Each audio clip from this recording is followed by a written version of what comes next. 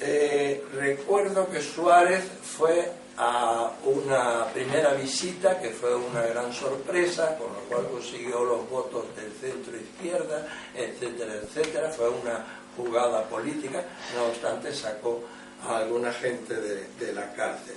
Felipe González también le visitó como no, Tropicana, etcétera. Le dio un gran gusto ver a aquellas mulatas hermosas bailando en Tropicana y todo eso. El único que realmente hizo algo y le ejerció alguna presión de algún tipo a cierto punto fue Aznar, pero tampoco se metió con las inversiones. Hay una cosa cierta por parte del pueblo cubano. El pueblo cubano actualmente tiene un cierto rechazo a esas inversiones, por cuanto dice que son inversiones espurias y que lo que habría que hacer cuando venga la democracia es nacionalizarlas. No sé realmente qué es lo que van a hacer, pero supongo que eso ha creado una cierta animadversión. Pero una cosa es la presencia de capitales cubanos españoles en Cuba en estos momentos, y otra cosa es el visitante cubano. Hay muchos visitantes que no solo van a buscar mulatas, van a buscar otras cosas, pero hay muchos hombres de edad mediana, así como yo, que van en busca de, en fin, sexo de carácter fácil. Y quiero señalar una cosa: la mala prensa que tiene España en América en general, en América, digamos, América del Sur, incluido México, etcétera, etcétera, aparte de las atrocidades mayores o menores que se hayan cometido en la conquista hace 5 siglos. No hay nadie vivo de esa época. Lo que pasa es que hay una serie de crónicas de la época. La tiene, entre otras cosas, un historiador americano del siglo XIX que dijo realmente horrores, y fue muy popular el libro que escribió, cuyo nombre se me olvidó curiosamente, pero forma parte, creo que me vendrá poco a poco. Y hay una cosa: el rencor y el resquemor que traen los pueblos de América del Sur viene dado fundamentalmente no por lo que se hizo, sino por lo que se les enseña en las escuelas hasta hoy, porque ese resquemor y ese rencor forma parte de la supuesta cohesión de lo que es la nacionalidad del país de Marras, cosa que en Cuba no sucede. ¿Por qué? Porque en Cuba los indios que había desaparecieron. Que faltaba lo de los indios. Es peligroso darle la palabra al cubano, ya se lo dije. Que falta también lo del Colegio Belén. También. Bueno, entonces, ¿qué iba a decir? Bueno, lo del Colegio de Belén. No, lo de los indios cubanos. Lo de los indios cubanos. Los indios cubanos estaban en su mayoría concentrados en la parte oriental de la isla. En la parte occidental lo que había era indios en edad de piedra, que eran los siboneyes, que prácticamente vivían en cuevas. Tenían una lengua que no se entendían con los indios taíno, que eran la mayoría. Se calcula que eran entre unos 80.000 y 100.000, desperdigados por un país que tenía unos hermosos bosques. ¿Dónde están esos bosques? Lo voy a decir, so pena de tener que irme corriendo de aquí.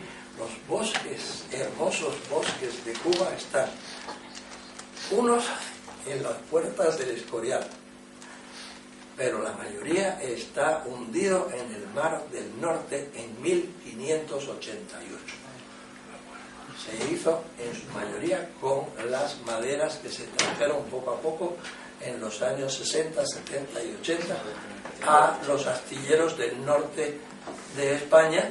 Se construyeron una enorme flota que mandó Felipe II y que al final estuvo luchando con los elementos y perdió. Y por último, lo de los jesuitas. Bueno, lo que sucede es que Castro había estudiado primeramente en Santiago de Cuba con su hermanito, que es el que ahora dirige el gobierno, el régimen, perdón, y estudiaron primero en el colegio de La Salle. Yo estudié en La Salle, pero yo estudié 12 años en La Salle. Era un colegio francés que enseñaba inglés, una cosa muy curiosa. Y ellos estudiaron primero en La Salle, pero después los pasaron al colegio no se llamaba Belén, se llamaba Dolores, en Santiago. Y era de los jesuitas, y ahí hizo amistad con un montón de jesuitas, y el espíritu ignaciano le pasó a Fidel Castro completo. De ahí que sea una especie de híbrido, una suerte de cartujo marxista, lo cual es una combinación siniestra. Ahí la tenéis, 50 años con un micrófono. Eso es lo que sucede. Y claro, en la ideología no ya de Ignacio de Loyola, sino la de Primo de Rivera, el hijo de don Miguel Primo de Rivera, simplemente José Antonio, que por cierto decía algunas cosas en las que tenía razón. Aquella que decía: el señorito es la degradación del señor, y otras cosas que decía. Yo he leído a Primo de Rivera también. Entonces, simplemente, este hombre lo que tiene es una especie de indigestión muy parecida a la de Adolfo Hitler, con el agravante de que tiene una personalidad carismática atractiva. Supo decirle al pueblo cubano lo que quería oír. Lo atrajo y todavía lo tiene en un puño.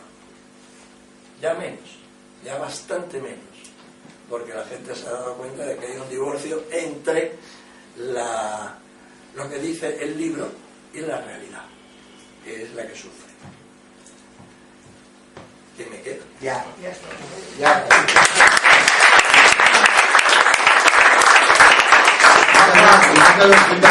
Que lo provoqué yo. No vamos a salir de Fidel Castro. Queda una palabra pedida a Javier Castro Villacañas. Sí, yo muy breve porque no soy cubano, aunque me apellido Castro, con lo cual puedo ser peligroso.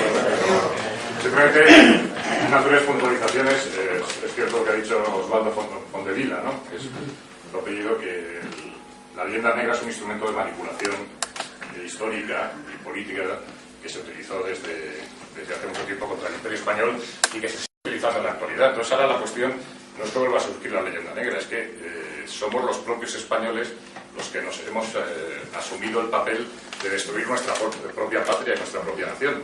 Entonces lo que está sucediendo ahora en algunos países de América no es la aplicación de la leyenda negra, tal como se ha estudiado históricamente, sino que es la aplicación ya de unas políticas por parte de agitadores y políticos españoles que están actuando ahí directamente. Por ejemplo, el caso de Hugo Chávez, sabemos que está rodeado de asesores españoles, ¿no?, que están contribuyendo a su política.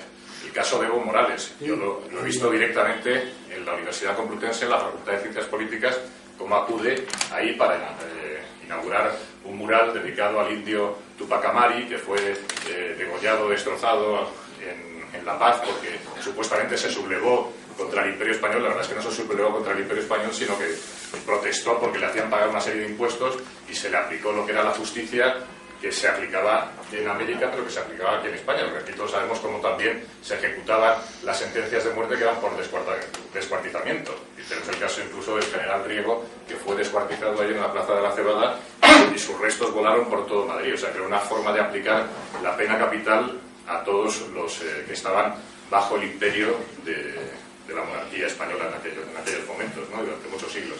Pero es que son españoles los que están asesorando a Evo Morales. Son todos profesores de la universidad, son todos, su propio vicepresidente es español, y están defendiendo una ideología indigenista que es absolutamente absurda desde todos los puntos de vista, histórico, político, que ni siquiera es marxista, porque ellos niegan incluso el materialismo histórico más elemental, que afirma que la lucha de clases existe desde el inicio de la humanidad. Siempre ha habido clases, y la historia de la humanidad es la historia de los que tuvieron siempre la propiedad contra los que no tuvieron. Ellos inventan un paraíso indígena hasta que llegaron los españoles. Luego, la posición de Evo Morales es tan disparatada que llega a una universidad donde le recibe el rector, el decano, todo el claustro de profesores, y él afirma que no ha leído un solo libro en su vida. Y entonces luego se levanta todo el mundo y empieza a aplaudir como un gran mérito. Entonces es todo un disparate Y una nueva ley. Y que al final estuvo luchando con los elementos y perdió. Y por último, lo de los jesuitas. Bueno, lo que sucede es que Castro había estudiado primeramente en Santiago de Cuba con su hermanito, que es el que ahora dirige el gobierno, el régimen, perdón, y estudiaron primero en el colegio de La Salle. Yo estudié en La Salle, pero yo estudié 12 años en La Salle. Era un colegio francés que enseñaba inglés, una cosa muy curiosa.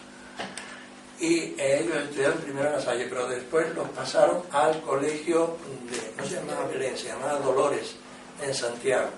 Y era de los jesuitas, y ahí hizo amistad con un montón de jesuitas, y el espíritu ignaciano le pasó a Fidel Castro completo. De ahí que sea una especie de híbrido, una suerte de cartujo marxista, lo cual es una combinación siniestra.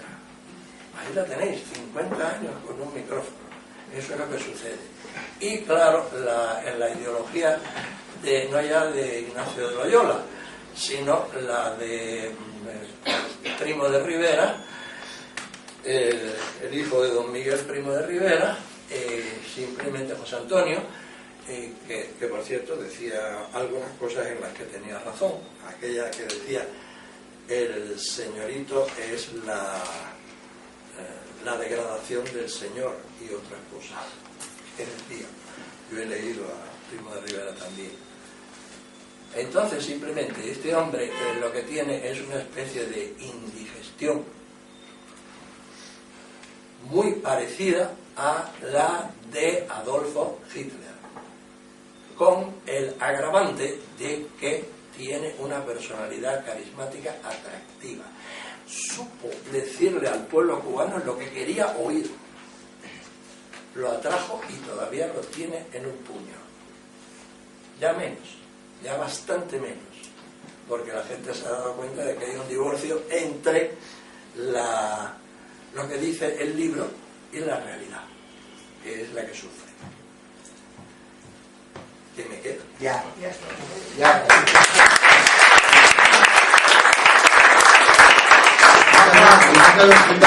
Que lo provoqué yo. No vamos a salir de Fidel Castro. Queda una palabra pedida a Javier Castro Villacañas. Sí, yo muy breve porque no soy cubano, aunque me apellido Castro, con lo cual puedo ser peligroso.